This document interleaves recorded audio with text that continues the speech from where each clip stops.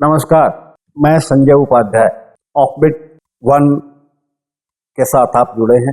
Offbeat one में मैंने वादा किया था कि वैसे ही खबरें आपको मिलेंगी जो दूसरी जगहों से भिन्न हों। आज मैं राजनीति की चर्चा कर रहा हूँ। पूरा बिहार इलेक्शन मूड में आ चुका है। सभी राजनीतिक दल अपनी अपनी तैयारी में जुट चुके हैं। एनडीए ने एक कोऑर्डिनेशन कमेटी का गठन कर लिया है। उस गठन के बाद कोऑर्डिनेशन कमेटी का दौरा सभी जिलों में 38 जिलों में जारी है। इस बीच सबसे महत्वपूर्ण और अच्छी बात रेखांकित करने वाली बात आ रही है लोजपा से। लोजपा चिराग पासवान, निसंदेह चिराग पासवान को पिछले संसदीय चुनाव में 100% सफलता मिली। माने 5 सीटें उन्हें मिली। 5 सीटों पर उन्होंने जीत दर्ज कर ली।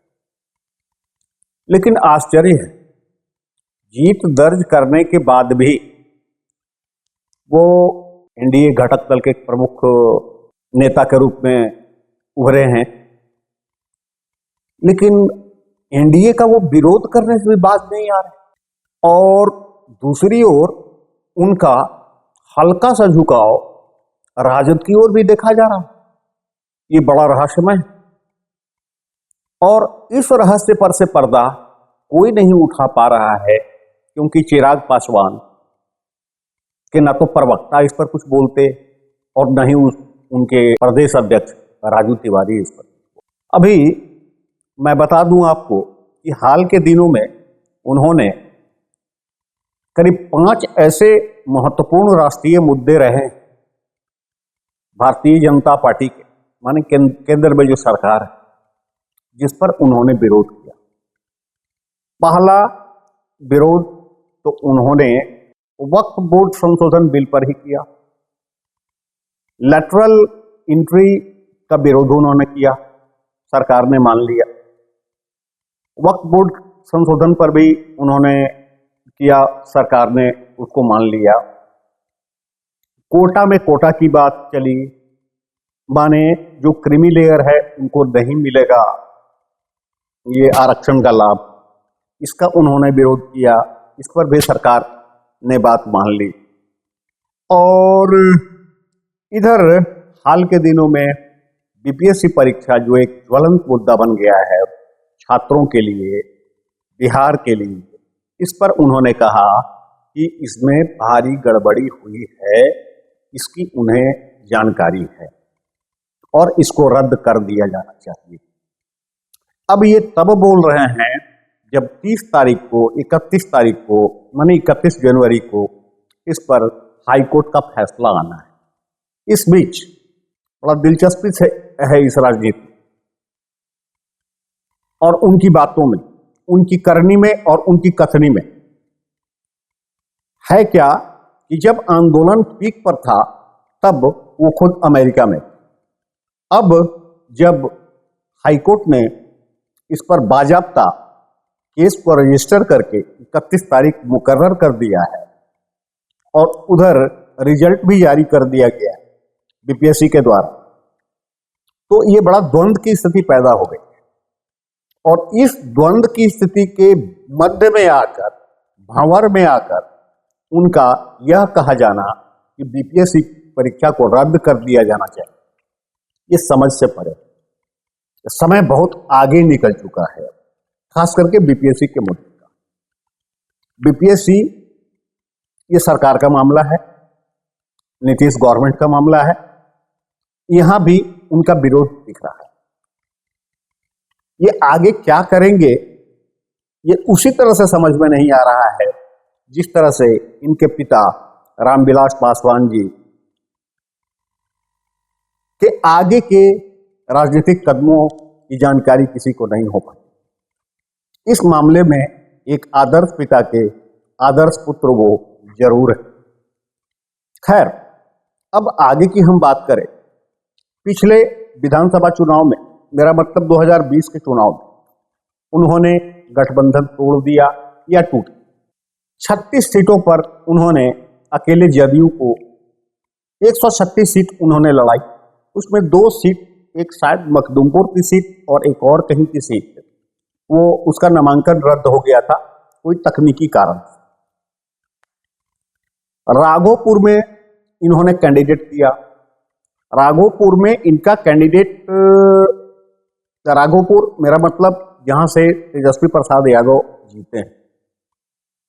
तेजस्वी प्रसाद यादव जहां से जीते वहां पर उनको वोट आया करीब 97,404 के आसपास। बीजेपी के सतीश यादव को आया 59,404 और लोजपा को आया, रोशन थे राकेश रोशन, वहां 24,947 के आसपास। नोटा वहां 4,438। अगर गठबंधन टूटता नहीं तो लड़ाई वहां बहुत कांटे की होती। गठबंधन टूटते राघोपुर में बीजेपी और लोजपा के कार्यकर्ताओं के बीच एक ऊहापोह की स्थिति हो गई और कई बीजेपी के कार्यकर्ता लोजपा से नाराज हो गए, लोजपा के कार्यकर्ता बीजेपी के कार्यकर्ता से नाराज हो गए। नतीजा, रिजल्ट बीजेपी का 59,000 पर जाकर सिमट गया और लोजपा का 24,000 कुछ पर जाकर सिमट गया। ऐसा पॉलिटिकल एनालिस्ट कहते हैं कि अगर ये दोनों मिलकर लड़ते वहां पर तो स्थितियां कुछ और होती। शायद तेजस्वी यादव के लिए वो महंगा साबित हो सकता, क्योंकि फिर इन दोनों के वोटों को अगर मिला दें, मेरा मतलब कि लोजपा और बीजेपी के वोट को अगर हम मिला दें तो वो कुछ ही मतों से, माने कुछ हजार के मतों से वो तेजस्वी प्रसाद यादव ने जीत दर्ज की थी।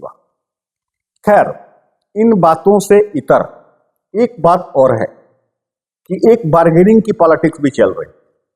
वो बार्गेनिंग की पॉलिटिक्स में जहां ये जीतन राम मांझी 20 से 25 सीटों की मांग कर रहे हैं विधानसभा में, और पॉलिटिकल गलियारे में ये चर्चा है, राजनीतिक गलियारे में ये चर्चा है कि चिराग पासवान को भी 20 से 25 सीटें मिलेंगी। अब है क्या कि इन दोनों में कौन सबसे बड़ा दलित नेता है, इसकी भी एक लड़ाई शुरू हो चुकी है। और ये स्पष्ट देखने को मिला है अभी हाल के उपचुनाव में, जब वो उपचुनाव में चिराग पासवान ने मांझी के पार्टी से जो खड़ी थी, हम से जो खड़ी थी, उनमें वो नहीं गए। तो खैर, जीतन राम मांझी एक सीनियर लीडर है और उनका भी अगर प्रतिशत देखें, जो भी सीटें मिली हो उसमें उन्होंने भी बाजी मार ली है। खास करके अपने घर में 3 सदस्यों को उन्होंने एक बड़ा सा पॉलिटिकल प्लेटफॉर्म, बड़ा पॉलिटिकल मंच देने में वो सफल रहे। और चिराग पासवान की बात अगर करें, 5 से 5 सीट इन्होंने बिल्कुल जीत ली। एक चीज और, चिराग पासवान ने जो बात कही थी कि जिन लोगों ने मेरी पार्टी तोड़ी या जिन लोगों ने मेरा साथ नहीं दिया, ये जो लोग उनके चाचा के साथ शामिल हो लिए, उनको मैं अपने साथ नहीं रखूंगा। लेकिन वैशाली में के संसदीय चुनाव में ऐसा नहीं हो सका। हाँ, एक चीज बड़ी सफलतापूर्वक उन्होंने जरूर किया कि पिता को जो मंत्रालय उनको मिला था, मंत्रालय पर कब्जा करने में ये सफल हो गए। चाचा को जो कार्यालय मिला था, वो कार्यालय से उनको निष्कासित करने में सफल हो गए। उन्होंने अब एक वो कार्यालय उनका हो चुका है। लेकिन अभी भी स्थिति समझ में नहीं आ रही है कि ये एनडीए से बार्गेनिंग कर रहे हैं या दोस्ती कर रहे हैं या साथ साथ चल रहे हैं। हालांकि समन्वय समिति जो बनी है एनडीए की, उसमें लोगों का कहना है कि नहीं, सभी लोग एक साथ हैं। लेकिन इनकी स्थितियों को देखते हुए ऐसा लगता है कि ये बार्गेनिंग के पोजीशन में बराबर रहे हैं, ये बार्गेन। और यही बार्गेनिंग की स्थिति ऐसी बनी और ऐसी रही है कि कई लोग इनकी पार्टी को धड़ाधड़ छोड़े हैं और अब चुनाव सन निकट है, देखना है कि इनको कितनी सीटें मिलती हैं, मांझी को कितनी सीटें मिलती हैं और मेरा मतलब जीतन राम मांझी जी को कितनी सीटें मिलती हैं और बार्गेनिंग में ये कितने सफल होते हैं। धन्यवाद। आज का वीडियो और आज की पॉलिटिकल रिपोर्ट इतनी ही। फिर कभी नहीं, कल ही मैं फिर मिलूँ।